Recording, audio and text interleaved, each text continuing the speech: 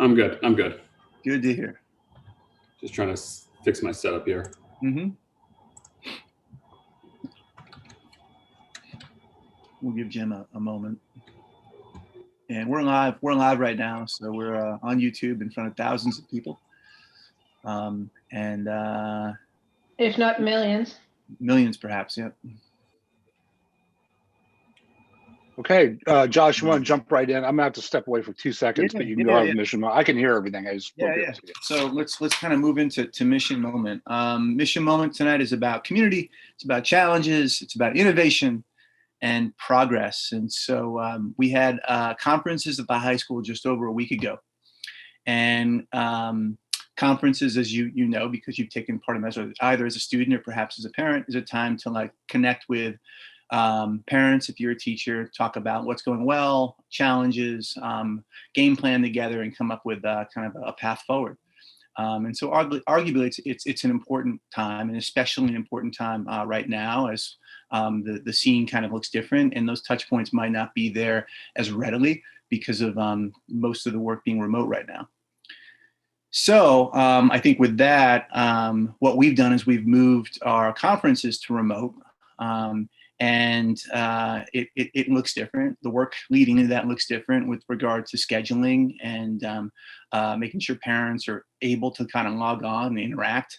It's also the same because once you get people in the same virtual space, you talk about kids. And so for us, I'm proud to report that we had over 80% of our high school families participate in conferences with teachers this past month.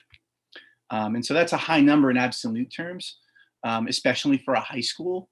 In relative terms, it's also quite impressive in that in the fall of 2019, the last time we had conferences in person, that rate was 40%. So essentially, we doubled the rate of participation and conversations happening between parents, kids are in there too, and teachers. And that means good things for like what support kids are getting at home and at school in collaboration with parents and staff. So typically we see a bump with regard to conferences happened, and then kind of like folks are in the zone with regard to like operating on all cylinders, parents, staff, students being focused. And so we should see a bump like that, only more so because of the increase. And so I imagine as we kind of continue with conferences moving forward, we'll pilot and continue to leverage these remote Zoom conferences to some extent as we move into more normal times. And so I guess the mission moment here is I'm proud of like us kind of overcoming like what is an unknown thing, perhaps a challenge, and then from there figuring out how to do it and do it better, arguably. And so so that's the mission moment. When charter schools came into the scene, there were three benefits, say sort of like policy folks with regard to what they offer. One is like choice for families, one is competition, and the other is innovation. And so I think this is a good example of where we've been innovative for the betterment of kids. And that, good people, is the mission moment for tonight. And with that, welcome, Dr. Adams. How are you? I'm fine. How are you doing? Doing okay tonight. Doing all right. Jim just stepped out for one moment. Shall I just move into the head of school report for folks who are on? All right. So you have that. I think what I want to do is I want to show it too. Let me do that. So let me share my screen. Let's get out of there. We're there, and we share. And you all may have it in front of you too. I think I'm going to skip around tonight. I think during various parts of the meeting, I'll hit on every one of these updates, but I'll do them in sort of slices so that you're not hearing my voice over and over at the beginning of the meeting.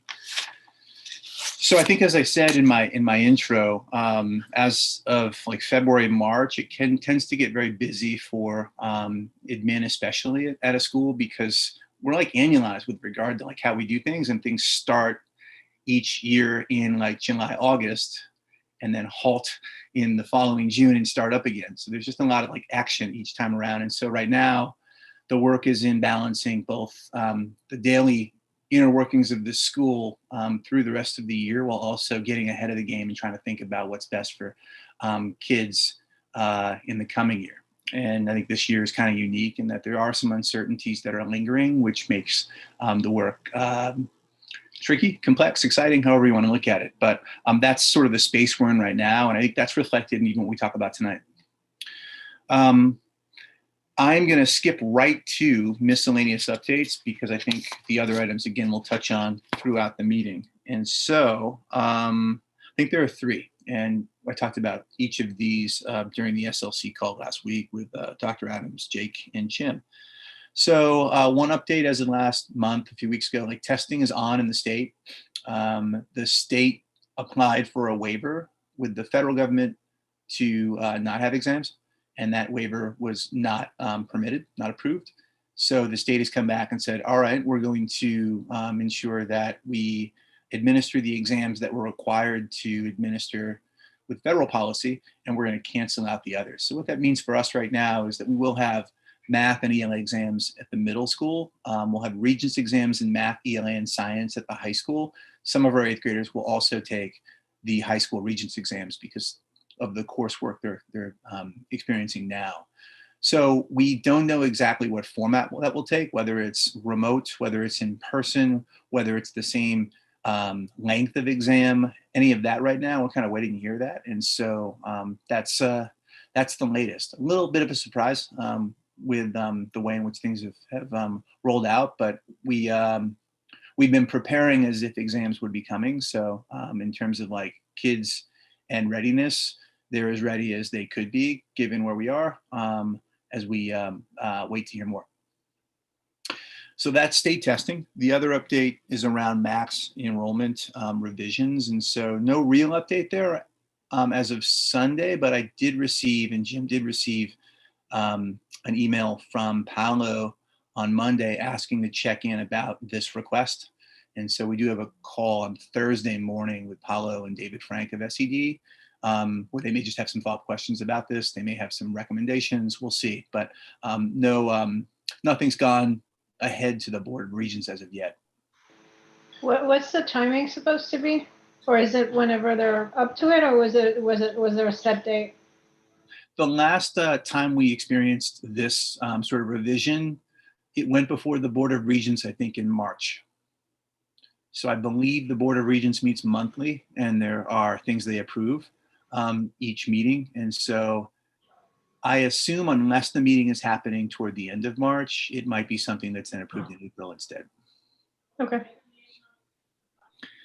Just the final bit, just an update on our search for a high school co-principal of teaching and learning. As you recall, Melissa Duffney has sort of stepped in that role as of last year, done a really solid job. But it's not the role that we can think of her taking in the long term. And so we have been interviewing a candidate and a couple of others in the mix. And we're now in the 5th round of an interview with one candidate that we've been seriously talking with. So that continues, and I expect for there to be a final round and some references in the coming week. I would hope to have some sort of resolution here by the end of this month. And so that's what I'm aiming for. And so feel good about process so far. And again, there are a couple of other folks in the mix that seem promising too. So we'll see where this goes. Any questions about those miscellaneous updates? Again, we'll move on with the other meaty topics, other parts of the meeting too. Cool. So that is the share out from the leader report. Okay, should go to the dashboard. Yeah, let me open up that too.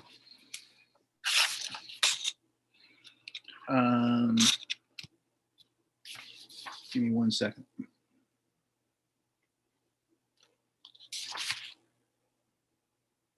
Yeah.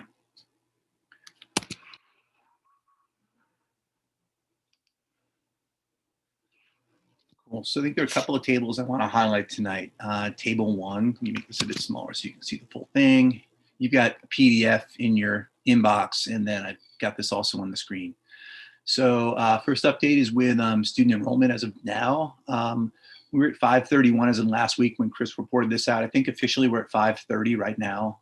We had 3 students for different reasons withdraw from school this past week. That's a kind of more action than we've received over the past several months. So I don't see it as a concern. A few different reasons for that. A student was going to a private school on a soccer scholarship, according to parent, and then move out of state, and then another student I don't recall exactly the reason why, but each of those students came from our 7th, 8th, and 9th grade, where I think the chance of backfilling in those grades is pretty high. So that's what we're actively doing now. So I expect this number to be back up to 533, 534 next time we speak. That's the action. That's what's happened over the past month with current enrollment. Any questions there? I noticed that net income is up, even though we're a bit below target enrollment, I guess target enrollment. Is things just like, is that it defies my expectations? Is that just that we were conservative in budgeting, or is there other like really good things happening? Like, is this sustainable? Maybe is the more important question. Yeah, I think so. This difference equates to, $16,000 per student. So it's about $50,000 from like what our budget enrollment is. Like, this is also the running average over the year. So I think with that, we have experienced greater than expected revenues for students with disabilities. And so that's kind of offset some of this. And then there has been a couple of grants that have come in that are additional revenues that we didn't enter into the budget and didn't know about them as of April, May of last year. And so that's another reason. We've slowly begun to assume some savings where it's safe to do so. And we did that a couple of months ago, for example, with like transportation. That's a budget line of about $60,000 over the course of the year. And so I think we said at the midpoint, we're not going to be using that funding for busing. It could happen moving forward depending on how we decide on things, but it's now savings and feels safe to call it that. So there's been some movement there too. Maybe, sorry, do we budget based on this, or is the target? Yeah. Good question. And let's clarify. That's target. That's aspirational. Like that's what we feel like our program could absorb. Oh, that's right. Budget enrollment over here. Here we go. Yep. Okay, good. So the difference right now is about 5 students as of now, but it's also a running average over time. Yeah, we'd be having a different conversation tonight if 566 is where we were budgeted. So that's one. Let me move forward now to other updates. So I'll skip over demographics, nothing new there. I'll say quickly with student attrition, the target is no more than 10% of our students leaving the school over the course of the year. We're at just under 2% now, so we're in good territory there. On table 5 with attendance continues to be strong at overall 94% daily attendance.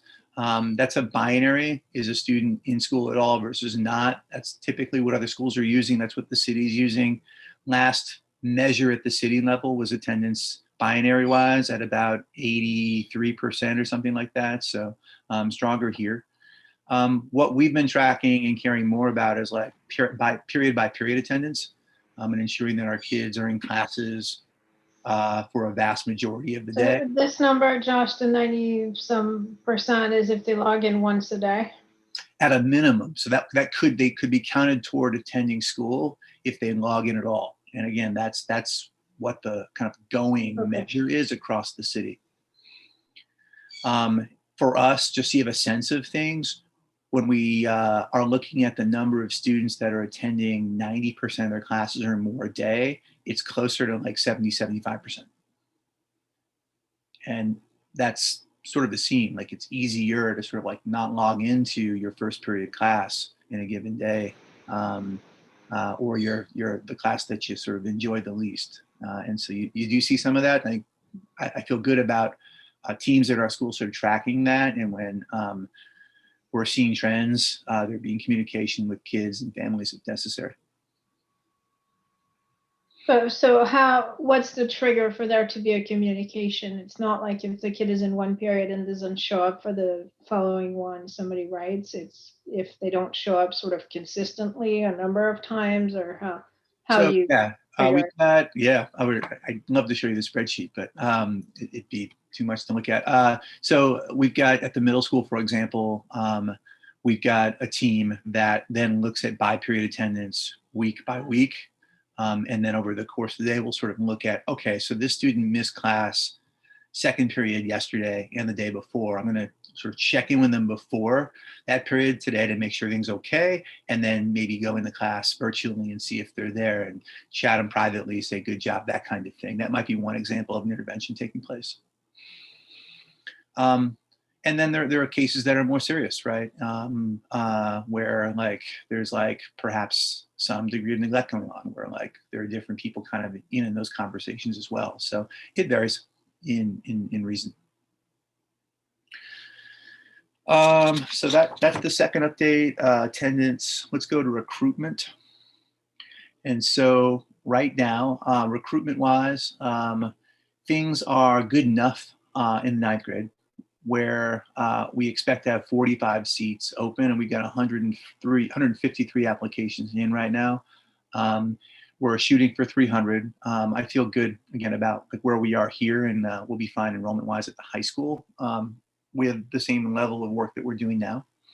The concern is in the sixth grade, as I reported last month, and so right now we've got 85 applications in hand. We have 94 seats that we think we'll have available as of that time. And so there's a gap. I mentioned there was a gap last month. Over the past month, that gap has been fairly stable. There hasn't been a huge sort of like jump or dent into it. But I think a lot of that's due to some of the actions being taken now. And there are three that I'll mention now. If Chris is on, he can chime in as well. So I think one, we've got 96 families that we've identified that have shown interest in our school. And so they filled out something that we send out to families either on social media during a virtual sort of workshop or fair where they say, I'm interested in learning more about your school. So we're making calls to those 96 families to then talk and help those families work through applying to our school. So that's one. Secondly, we've identified 541 families within kind of our district. And we're doing two things for them. One is placing an introductory call to them, and that happening among three people in our building, Chris, Kalu, and Darlene. And then we've got a couple of helpers that are also doing that work. So intro calls just to sort of like make a connection. And then we've got a mailing going out where there's an application, there's some information on our school flyer, and then we're offering and providing a laptop kind of case as a gesture or token. So they've got that, and so that's sort of like the big one. That's again with 541 families. And then we've got some virtual workshops happening with a few schools. I think there are 2 or 3 scheduled tomorrow with neighborhood schools that have been traditionally feeder schools for us. And so here's what I see. We had 259 applications as of last year, as of lottery day, which was April 1st or April 5th or something like that. We've got 85 now, so there's a gap. We've got approximately 600 families right now that have either shown interest or that we have information for and are now kind of creating or generating interest. And so we've got to turn around 200 of those families in order to and have them apply to the school. What's up, buddy? Go ahead, go play. It's cool. Yeah. And so ideally, we turn 200 of those 600 families into applications, and we're in the same space we were last year, and that is typically what's happening or what needs to happen. So Chris has changed up the schedule. We find that like parents and families are more open and available at night. And so those conversations are happening kind of like around this time as opposed to like at 10 o'clock in the morning when everyone is busy and things, and that being kind of our approach right now. So are there any questions about that approach or input or recommendations on that approach? Just that you should keep us posted on a more frequent basis than next month, I think. If you can let the group know how things are going kind of week by week, probably between now and lottery time. I like that. And also that, we weren't particularly excited with the numbers last year. So matching last year is sort of a lesser evil, but not. Yeah, I think that's right. I mean, my census is sort of like meet in the middle. Like, okay, so 259 is it. If we get to 300, terrific. If we get to the same amount and then assume that we're going to have 74 sixth graders that ultimately sign on, we've got to do a better job after the lottery in increasing the yield and having more families that apply and are offered a seat, take that seat. So, yeah, I think it's both. Yeah. So, but yeah, let's, we're not going to have a board meeting before the lottery. So please keep us in the loop between now and then. I will have Chris provide an update weekly moving forward in April. Any other ideas or suggestions based on where we are here?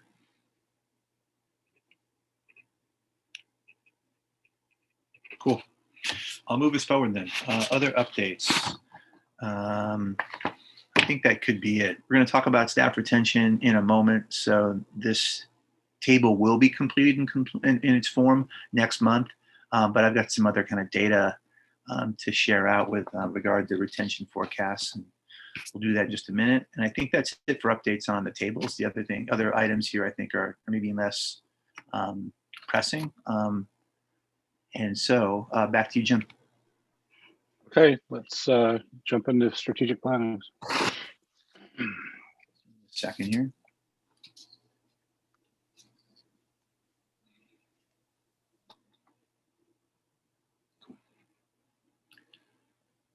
So I'm going to jump out of here and then I'm going to go here. And then we're going to retention.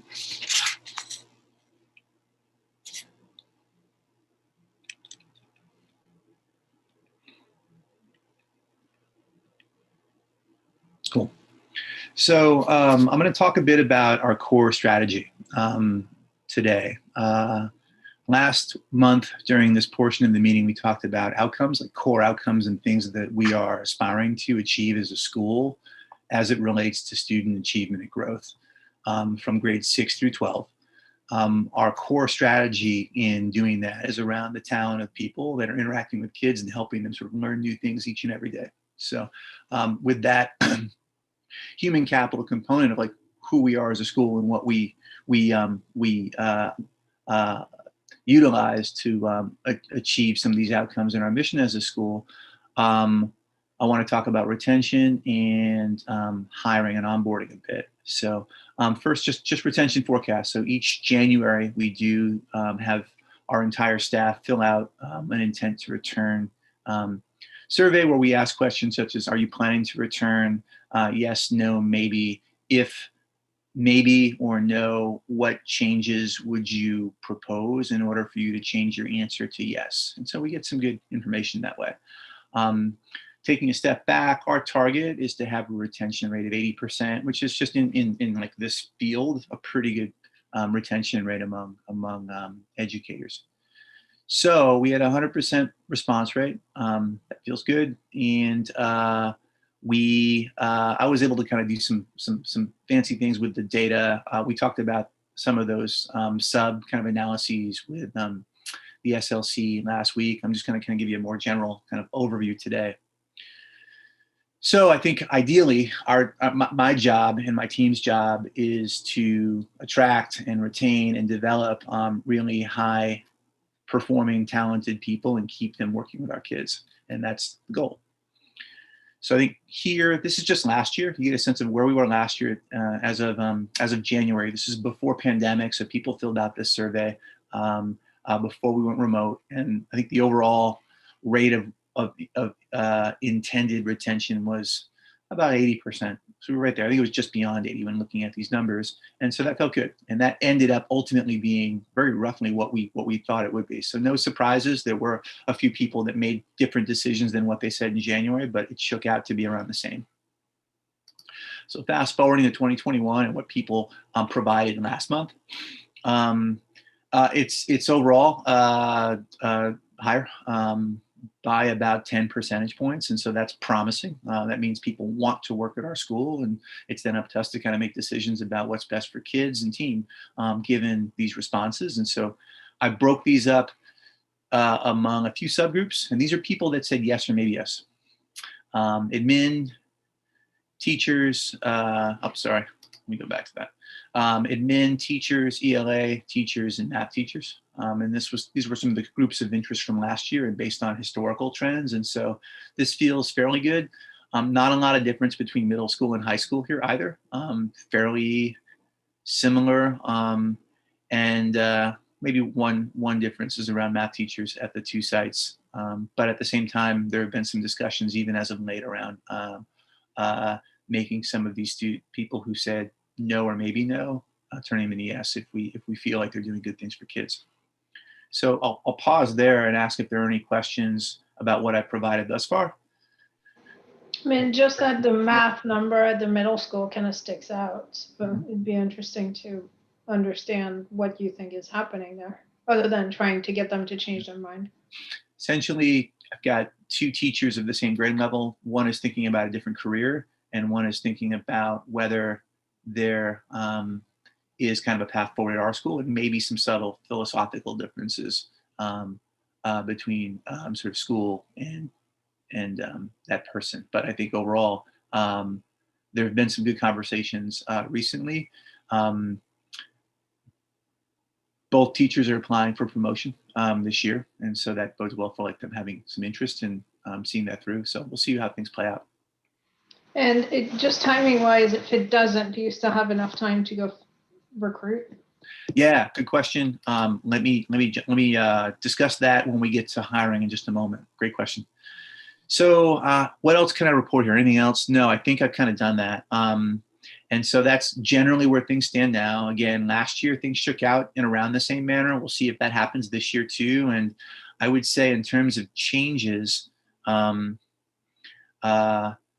conversations are happening now and soon. Last year at about this time, we were trying to like convert from in-person to remote, and there was a whole bunch we were figuring out. And so this kind of took the back burner with regard to when it happened. So we're having conversations with people individually and following up sooner. We're holding mid-year reviews sooner. And we're then requiring that everyone must have an agreement in by the 15th of April if they're planning to return. And so we haven't done that before either. So that would then allow for us to have some time to, if as of April, and we've publicized this and made this like understood in a very respectful way. So it shouldn't be an issue if someone says, hey, look, I'm having second thoughts. They have until the 15th to make a decision, and then they know that we would hire someone if we found someone promising. We have posted the positions of anyone who said maybe yes, maybe no or no, and that's also sort of like out there, and so that's fine. It's understood. So we've also then said for those folks who are on the fence and not definite no's that we won't hire anyone until we've had a conversation and circled back with that person first. So that's the process. It feels better than in prior years. It feels like it's a step up. So we'll see the way it plays out, but it should, in essence, mean forward progress with regard to keeping more people on and being able to sort of hire and have a bigger sort of subset of applicants available to us because we start the process earlier. Any questions about that or any suggestions for folks who also have the joy of being able to hire people often and go through that process?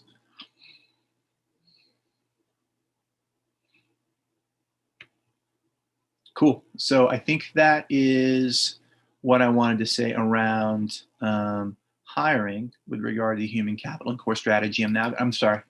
It's what I wanted to say about retention. The other part of this game is for folks who are not returning. We want to find good people to fill their shoes. And so as a part of that and looking to kind of improve our systems in the near term and in the long term, I did conduct 3 focus groups with staff just before the February break. So this was early February. And essentially I used a start, stop, continue protocol where the questions were, what should we start doing with regard to hiring? What should we stop doing with hiring? What should we continue doing? 15 folks take part. I recorded the responses. They were recorded for me, and then we sort of organized, synthesized, and identified some themes, and then built out some action steps from there. And that's where we are. In case you're curious, the themes were fourfold. First, and these aren't like rocket science, like breakthrough, sort of like, oh, I never thought of this, but it's just good to have them reinforced. One was just like pipeline, like we just need to increase it and expand it. So there's some actions I'm going to talk about momentarily for doing so. The second was around kind of like improving in like naming who we are as a school and giving people who we bring on a very clear sense of that, so they know what they're signing up for, like what makes us distinct, so that there isn't confusion once someone's come on and they feel like maybe this isn't the place for them. So it's being very loud and clear about that up front. Third is around just improving kind of like technical aspects of our process and like ramping it up. And so we're reviewing kind of like what our process is from outreach to onboarding right now, and have probably a half dozen ways in which we're improving things along the way. I could go into those if you have questions. Otherwise, I'll just continue on. Finally, onboarding and belonging. And so once someone signs on, one's first year in a school is like hard. It's really hard because you're trying to sort of like both build relationships with teammates and adults while also like establishing a rapport and relationships with kids too. And that can often go south if you don't have the support you need. And you often see a revolving door in teachers' first years of schools more so than any other year. So figuring out ways in which we support teachers in being successful in that first year, so that they're building on that in their second, third, and fourth year, and influencing and impacting kids in positive ways. So those are the four themes. I'm going to move us forward now to just one of them and talk about the kind of action steps we're taking around pipeline, which is a big one. If you don't have a whole lot of people applying for positions, you can't really do some of the other things.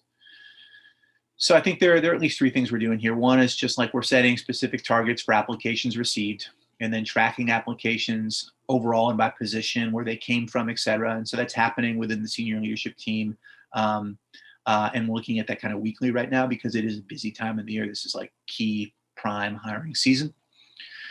With regard to goals, we're looking to kind of increase the number of applications we get in by on average 50%. So these are big and ambitious goals, but we do feel like we can make that happen.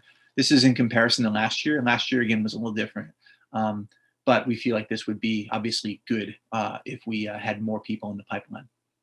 I mentioned the deadline earlier, like finding out what positions are available earlier, so then we can act earlier. Summer hires can be tough, and we've learned that the hard way. Beyond that, like just increasing the number of channels we're using for recruitment, and so some of that comes with tracking, and so using some of like the commercial sites, Idealist, Indeed, LinkedIn, et cetera, as well as like some specific teacher sites, and so expanding that out. And so there are some feeder colleges and universities that we've used in the past and have found promising. And so we are doubling down on those. We've doubled down on some of our accounts with some of the sites that we've used that have been good.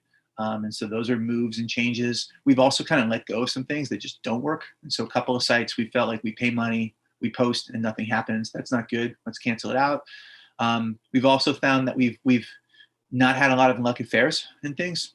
This year, there aren't a lot of fairs in person, but there are some virtual fairs, but usually they cost money. And then I think we have one person on staff who I've met at a fair of our 105 staff members. So not a lot of give there. So we're just being more strategic and smart about where we post. And then I think to the degree possible, and this is up in the air and been something that's been up in the air for the past few years, building a pipeline by having like fellows come in, folks who are not really ready to step into a classroom, but are promising, and giving them some work in supporting other teachers in the work. And early on, we did that with reading interventionists and had some luck where two people I'm thinking of actually became full-on teachers at our school and were strong. And so this is really a budgetary constraint right now. I've had this on the docket the past few years and then said, this isn't going to work based on what we're trying to do overall. And this is unfortunately at the bottom of the list priority wise. And so it's something I keep on here, but it perhaps could be fruitful. If we partnered with a college or university and had internships coming in, that's not something we have to fund. And so that is a promising outlet. It's just about finding the right one. So that's where things stand. These are the actions we're planning to take based on the focus groups. But I think more broadly, these are the things we're doing to increase and enhance our human capital at the school, given, again, our core strategy of like it being about the people that influence student learning the most. We pause there, and I'd love to hear ideas, clarifying questions, perhaps concerns if something here doesn't make sense or is not included that should be here.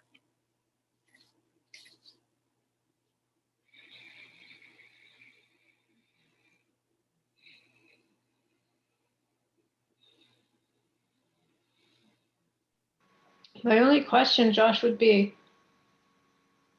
when you had those discussions with teachers, or were there with other people who are in charge of recruiting, or how does the quality of the pipeline come in as a concern to people who already teach at the school? Is the relative pipeline? Yeah, how does somebody better who or worse? has a job here say, oh, we need a better pipeline, right? Because they want to improve the quality of their colleagues, or they want, what are they trying to do when they tell you that? Yeah, I think the folks that took part in this focus group did so voluntarily, and they believe in the school and want to see the school be successful. And there's nothing worse than working with a colleague that perhaps isn't pulling their weight. So Okay. like there's a very kind of like there's an incentive in many ways. Like it's really hard, particularly in a school, to like be on a grade level team and perhaps be with like 4 other really remarkable teachers, and then have one that's really struggling, and it brings Okay. things down. So there's an interest, a self-interest in this. Okay, got it. Okay, so I think that's strategic planning. That's kind of what's been going on at the school, just to give you an update on how we're moving forward with this.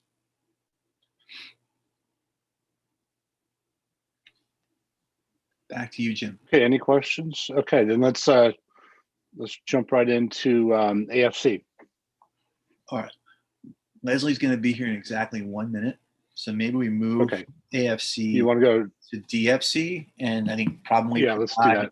A school leader type snippet, and then kind of move into some more discussion during executive session. Does that make sense, Jake? Oh, in fact, here is Leslie on the dot at 7:44. So why don't we have her jump in just to respect her time, and then come back to DFC stuff in a moment. Hi, Leslie. How are you? Hi. You are perfect in your timing, and we are perfect in our timing. We meet right at 7:45. Your 3 minutes of fame. Here we go. All right. I'll take all of the 3 minutes and maybe less. So to go over our current January 2021 report was shared with the Finance Committee last Friday. At a high level, at the end of the year, we're expected to have a net income of $230,036, which is roughly $36,284 better than budget, a lot higher or somewhat higher than what we had last month. And how we got there is because of, in regards to revenues, we picked up about $30,000 from last month on our enrollment. We have an enrollment now of 531.7 when we were at roughly 529 last month, or should I say last invoice. So So just that pause gave there for a second, Leslie. So that answers your question earlier, Jake, of like how things over time have changed. And so this is the report as of the end of January. Back in November, we may have been at like 529 on average, and there has been a bit of an increase, which adjusted revenues projection-wise as of now. Sorry, Leslie, go ahead. Yep. No, it's okay. And this is as of the March invoice. So whereas we get 6 invoices a year, this is based on the 5th invoice. So there's still one more invoice where these numbers have the potential to change, where they can either hopefully go up even greater.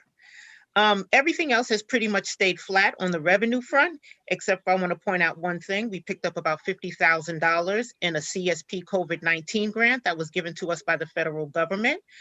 Chris was able to identify all of the expenses between the time period of July 1st to September 30th, where we were able to recognize all of those expenses. So we should be able to use $50,000 of that grant.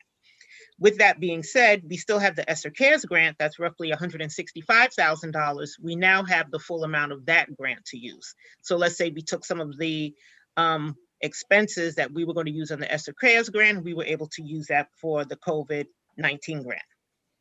So with that being said, total revenues is roughly $174,239 higher than budget. Any questions on revenues?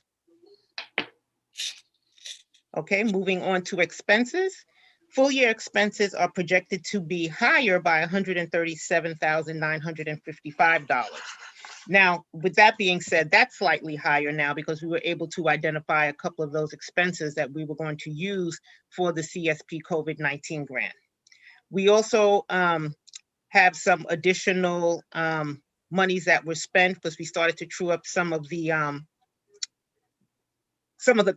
compensation. So our compensation is slightly higher, but that's going to be offset with more of the ESSER CARES grant because we now have more of those funds available. Nothing else has pretty much changed too much on the expenses from last month. It's just that the other thing that we did is that we realized the loan interest for a total of 12 months, whereas in the prior months we were going month by month. So now we're booking or anticipating that we'll have 12 months of loan interest to pay, and that's about $11,000. Any questions? Okay, so talking about our cash flow, we have about cash on hand as of January 31st is about $3.9 million. That's excluding the escrow balance of $75,000 that we have to keep on hand. Cash on hand without the PPP CARES loan is about $2.4 million. That's 118 days of cash on hand. And as you know, we like to keep about 90 days of cash on hand. Without the PPP CARES loan, we have about 72 days of cash on hand. Cash to be carried over into next year is projected to be $2.9 million or roughly $3 million. And without the PPP CARES loan, it's about $1.4 million. Cash on hand at FOMB is about $1.1 million. Any questions? Okay, then that's my 3 minutes and that's my report for January. Thank you, Leslie. Great. Okay. Thank you, Leslie. All right, Take bye-bye. Okay. Thank you. Yep. Okay, should we move on to DSC? So I think just in referring to the school leader report, just that we put things on pause with regard to the Build NYC application. That was really due to not being on the same page with the owner of 584 Driggs with regard to price. And so things are kind of on hold until we feel as if there's a path forward. And so we're waiting to perhaps hear from the owner about their ideas. And so that's where things stand at this point in time. Jim, Jake, anything else worth adding at this point before we then maybe dig into things a bit more later on? We end up finishing the form of the application, even though we didn't submit it, or I can't remember what we. Chris is allocating an hour of his time a week to like just making updates based on the feedback we have, and that's still in process. And are we emailing the law? Like, are we conversing with OREC, or did we sort of end up not? Been no communication since that call. Okay, great. So I don't expect to get a bill from them in that case, or if we do, we'll get some very small bill. The only other update is just that I did also connect with Build NYC and Krishna, the executive director there, and let them know that we were on pause and that he made us aware that the next deadline was April 20th.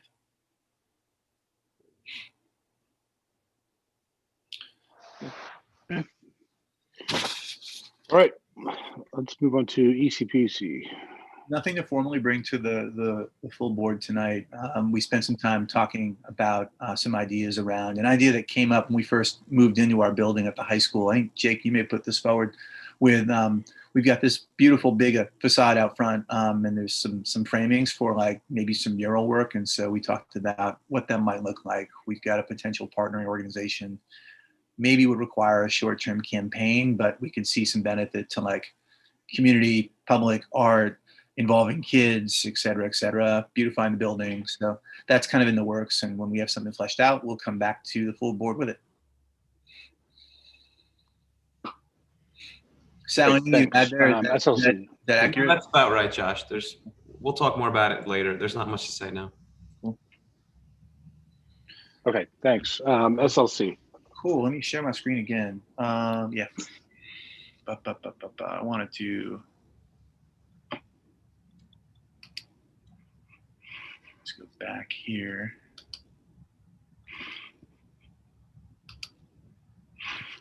And so during, I think, so SLC, we'll talk a bit about kind of like school programming stuff a bit later on. We talked about kind of retention, some of those forecasts. The other item that we did discuss during that meeting was around some data that we got in overall at the school. So over the past couple of months, I've been giving you kind of like snippets of like this external STAR data to give us some external sense of how our kids are doing and what sort of growth they're showing over time. So we've got now the second reading. We had a pre in the fall, or it's kind of like a first exam in the fall. We then administered an exam in January and February. We'll do it again in the spring to get a third reading, but this gives you a sense of what's happened based on this 20-minute reading exam and 20-minute math exam that a vast majority of our students took recently. So what I want to do is I want to give you, in the school report, I provided some high level kind of like findings here. And then I'm going to talk you through some of the weeds of the two tables, and would love to kind of hear your insights. So as I do so, I think the big headline, as in the report, is just that like there's been some modest accelerated growth in mathematics, and I would say some lagging growth in reading. I say reading here and not ELA because this is really an assessment of that skill, reading, as opposed to reading and writing, which is more of like what English language arts is. And so I think Jake, Kim, Madonna, that was something that kind of came through following our discussion of like why these scores are relatively different overall. And so I think that's somewhat helpful. In looking at absolute scores and just how kids did from the fall to the winter in reading, and now I'm going to sort of refer to the tables themselves, and we'll look at reading first and then math.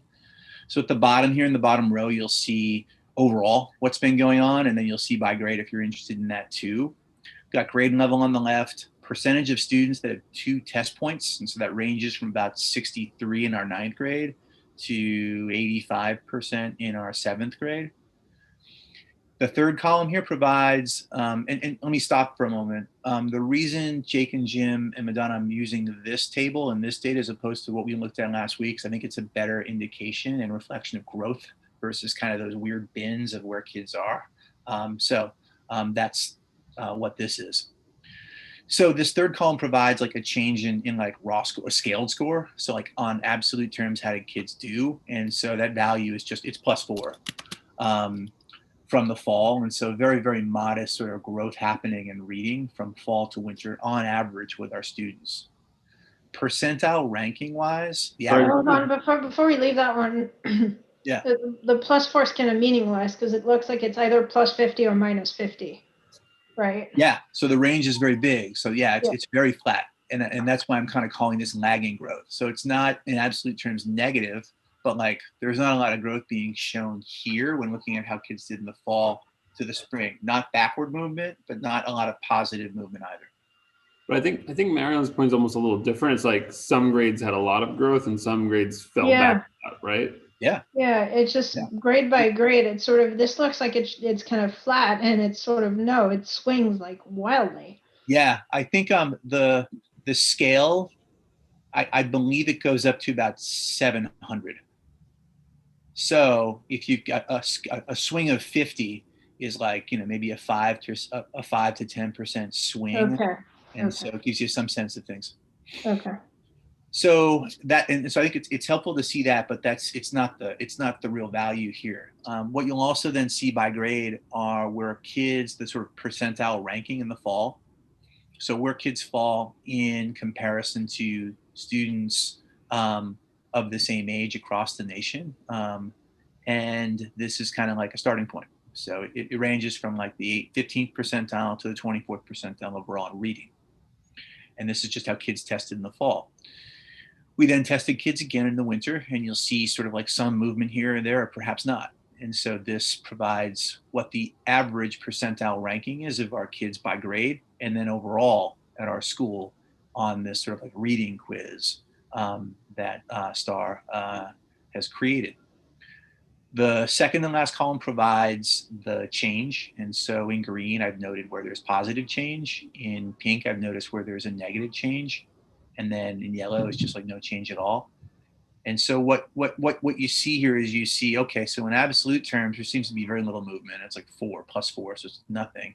And then with regard to like relative growth versus like peers, where a kid tested in the fall versus where they are now, you're seeing in some grades, some increases, and in other grades, some decreases. Overall, we're at kind of -1 on the percentile front. So not a lot of movement on average, but it gives you a sense of where things are.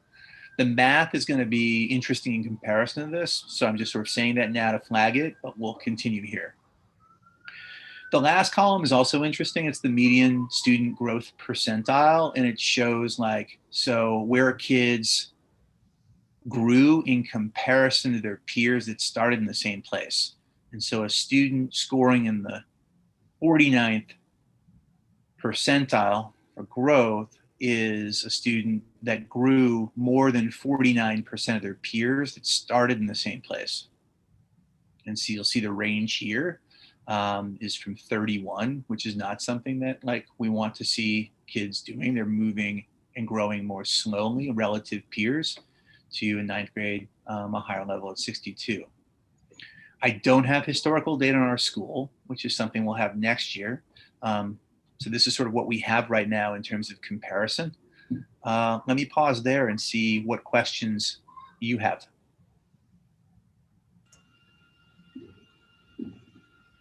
To me, my main reaction is something that I've mentioned to you before. It's that I think you need to start trying to, whether it's you or maybe if it's one level down from you, make a prediction as to where you think these things are going to go before you do the test, based on the level of instruction, and then see if you're getting it right. Yeah. Because I think I guess my high level is like, this is not good, in terms of overall growth. Like I would think, especially given what other schools are doing, and I think we've been doing remote better, like I would have hoped that we're doing better than this. Yeah. But the data is a bit, and then there's a fair amount of noise in here. Not noise, I shouldn't say noise, but there's a lot of variance. Yeah, I think like we have a problem. I think that's the first step. And the next step to figuring out the problem is like, where is the problem greatest, and sort of identifying who are the successful instructors and the not successful ones. But I feel like if you don't, I don't know, to me, if you don't try to make a prediction before, then you're not really testing yourself as to whether you've got your finger on the pulse of thing until you get the test. Yeah. I was just going to say, Josh, before you answer, because my question was the same. I was literally going to say, is this what you expected to see? So I agree with Jake's sentiment here. Yeah, I think, so if that question were posed out in comparison to state ELA exams, we've got more historical data to then compare to. And so I would say I could give you kind of a more defined answer, because this is the first time we're looking at this. It's just harder to predict. In speaking with a leader today about this data and reading, and we'll jump to math soon, a couple of things come up. She would have predicted that overall the percentile growth levels would have been higher in a normal year, but that the deviation and spread and variability would have been relatively the same. I think that's right. So I think that's sort of one finding, which is interesting. And so that goes back to like there being some variability across grades in terms of what kids are gaining from their experience in reading. And again, I think this is more about like reading skill than, again, like reading and writing an ELA class. And I think that to me is maybe one of the differences between what a state exam assesses versus what this assesses. At the same time, there's going to be a correlation. But I do think that, like, one finding for me, there are two findings here, and I stated them both in the school leader report. One is we are not good enough in remediation.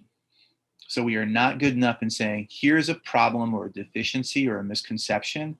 I, as the school leader, I, as the department chair, I, as a teacher, we are going to fix this and, like, be dogged in doing so. So we are not good enough in that. Some of that's skill. Some of that could be mindset. And so that's one. Second, with regard to reading, we need to do more in reading intervention work, because reading is for, and I'm thinking about it like our kids and where they come in, like reading levels hold kids back. And while we're doing some things to sort of like address that with a small number of students, I think the deficiencies are profound enough that we've got to do more and double down our investment and our skills there. So again, the two things I would say based on this data, which reinforces thoughts that we've had anyway, we just need to sort of like do them now, is remediation and acting on when we see deficiencies, what we do about it. And then the other is around like ramping up our reading interventions so that kids aren't slowed down or obstructed by not being able to sort of like decode what it is they're reading, whether it's in science class, history, math, or ELA. So you think those are themes in Unity beyond, like, not that permeate all grade levels? Like, I guess I would expect almost your answer to be, oh, like, I've got a strong ninth grade ELA faculty, but like my seventh grade and seventh and eighth grade are really struggling. Like, I got to get, this person's not coming back next year, or I don't know, this person's getting coached, or that kind of thing. Yeah, I think so. I think the most powerful driver in what a teacher provides is based on the coaching and management they receive from their boss and supervisor. And then that supervisor, the sort of biggest determinant of how they perform is based on their supervisor, and that's the principal of the school, and then there's me. And so I think they're both. It's like the talent of your individual teams and being able to sort of assess that and either cultivate it or say, this isn't working out. I'm sorry. Like we need more for our kids. And so both of those things need to happen in my mind.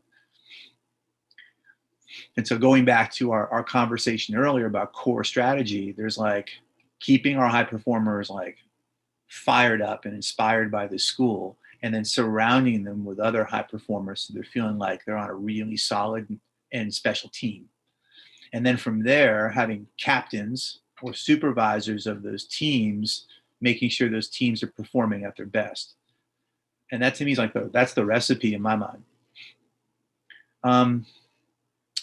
So I think the other piece that comes to mind for me here, though, and again, we haven't looked at math, but I think one finding that I wouldn't have predicted through this experience this year that I think has come to light with some of this data and with other observations is like, it is more difficult to teach reading remotely than math or writing. So like in school, you can have kids open up a book and like be there and support them along the way. When it's remote, it's more challenging. And so I think on the flip side, I think there's some benefits to math that have played out that also wouldn't have been predicted.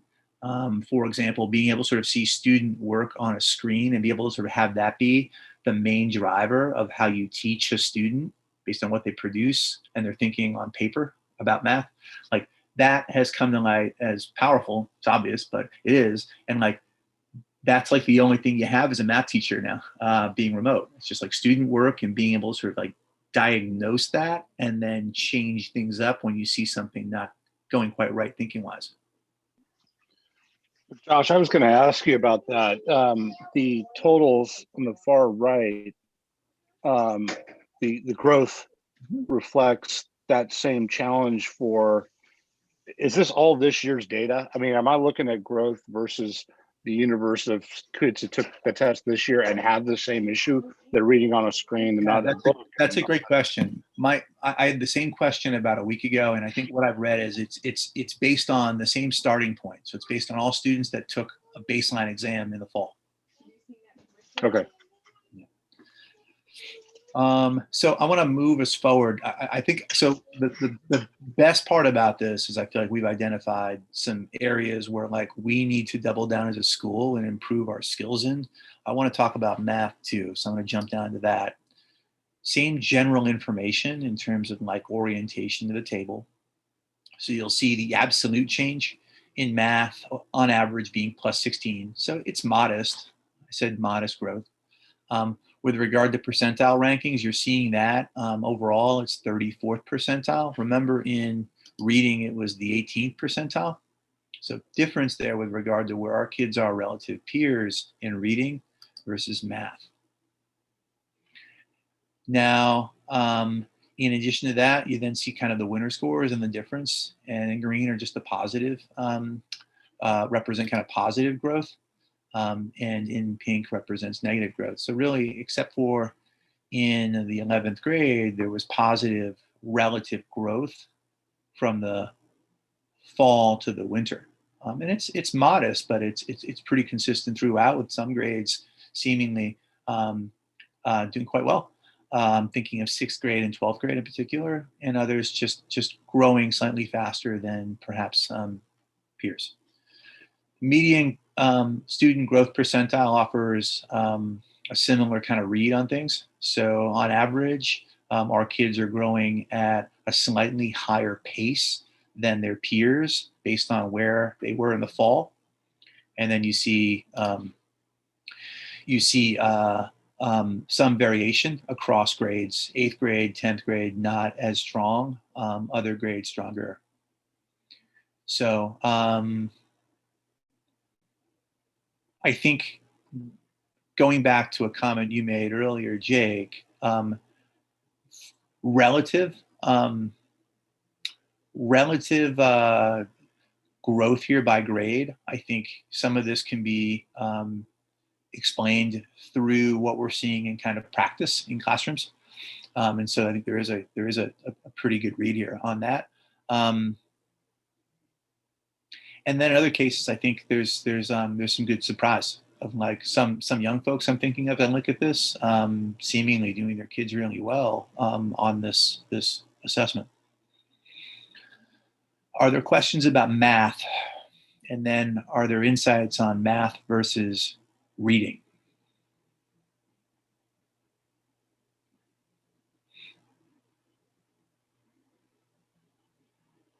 I think my question, Josh, would be,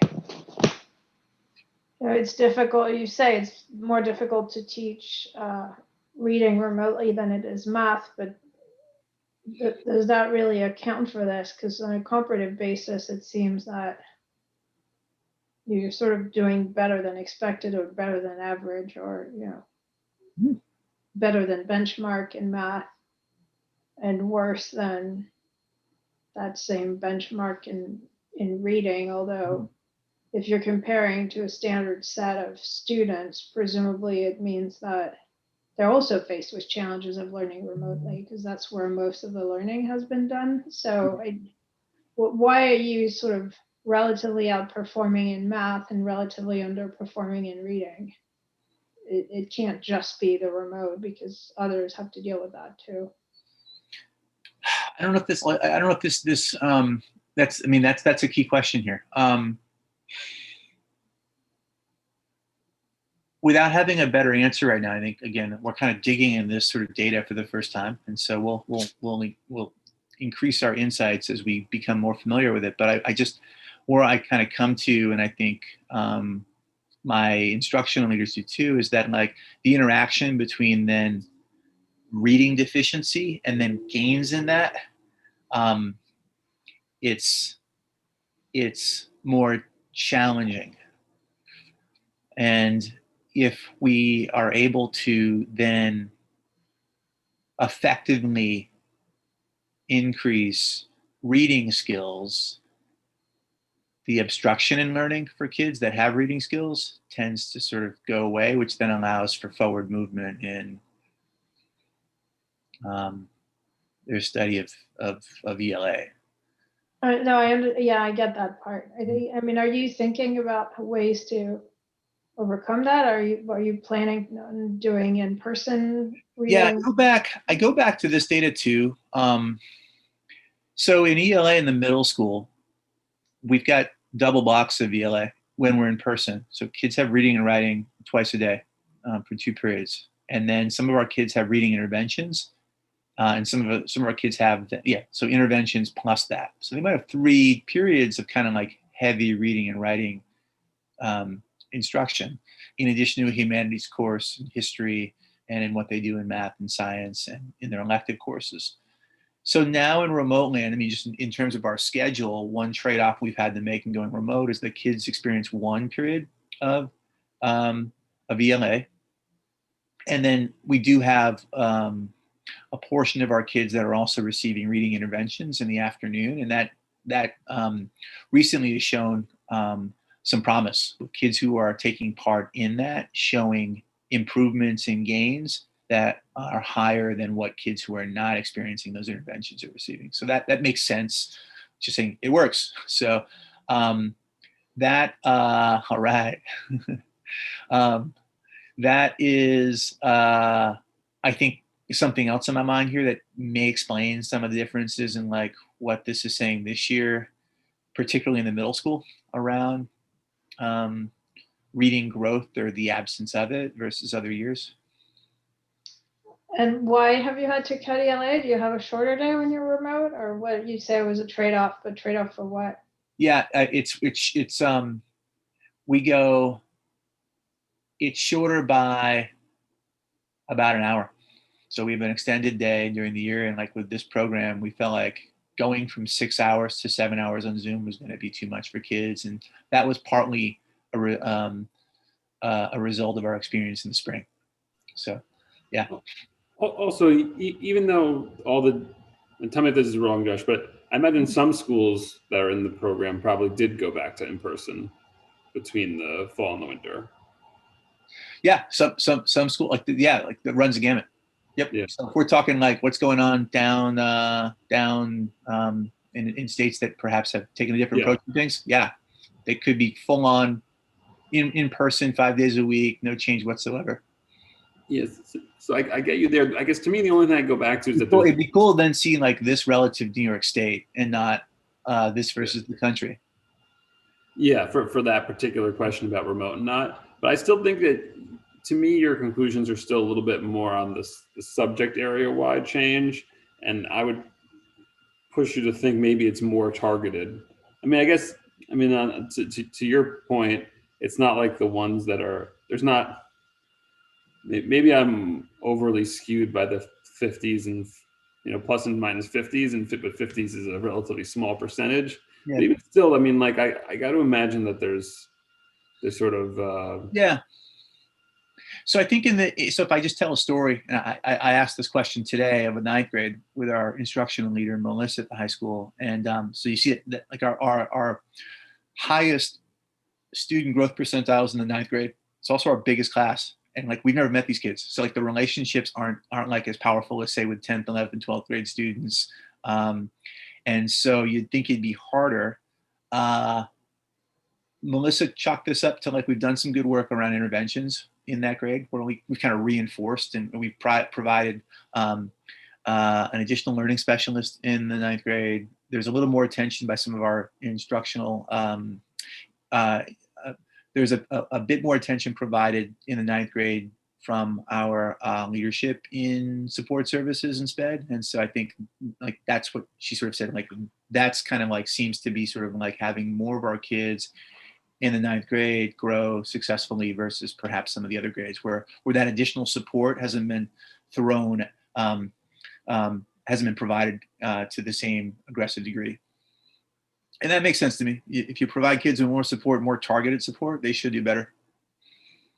Yeah, and I think we've talked about this before, Josh. I mean, if the kids aren't proficient enough in reading, it's going to hamper them in every other topic, obviously. So, yeah, need to get on this. And if it means, I don't know, like doing some form of in-person support, even if it's something that people opt into, or Well, I put you guys to sleep with this last month, but like going back to those core outcomes, like that to me, like what fires me up are like 8th grade reading results and growth as of 6th, 7th, and 8th grade reading that. Like if we're setting kids up to be high school proficient as of 8th grade, that to me is half the battle of like high school success.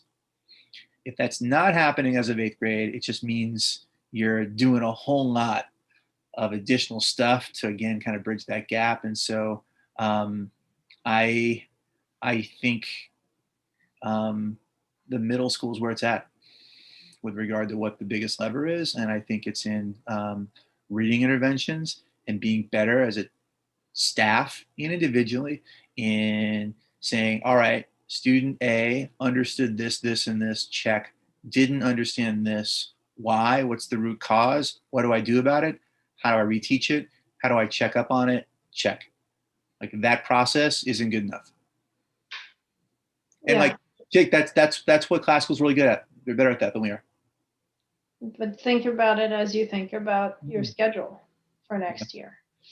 And, you know, hopefully you guys are in person, but sort of, again, curriculum's not particularly my thing, but like if there was one thing to cut, I'm not sure I would have cut second period ELA.